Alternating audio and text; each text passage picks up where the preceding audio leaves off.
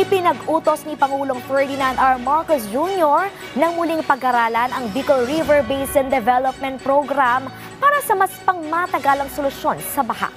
Narito ang report. Lubog pa rin sa baha ang ilang lugar sa Bicol Region dahil sa matinding pag-ulan dulot ng Bagyong Christine. Sinasabing 2 beses na mas marami ang ibinagsak na ulan ng Bagyong Christine sa ibinugang tubig ng Bagyong Ondoy noong 2009. Ang problema, hindi pa humuhupa ang baha sa ilang lugar sa rehiyon, may nagbabadya na namang sama ng panahon. Yun ang inaalala namin kasi may LPA pa na parating. Itong mga lugar, mga Batangas, mga Cavite, nawala kagad ang tubig. Dito hindi nawawala ang tubig. But that's the proverbial problem of the Bicol River Basin. Kaya kailangan talaga natin pag-isipan what are we going to do in the long term, because you cannot expect any changes. Next time it rains, eto na naman tayo.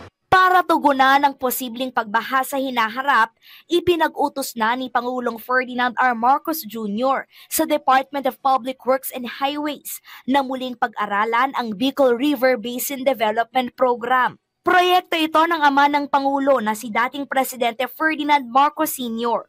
na layong tutukan ang mga proyektong infrastruktura sa mga kanayunan sa Bicol, gaya ng mga flood control, land consolidation at mga programang pangkalusugan mula sa pondo ng United States Agency for International Development, Asian Development Bank at iba pang international organization.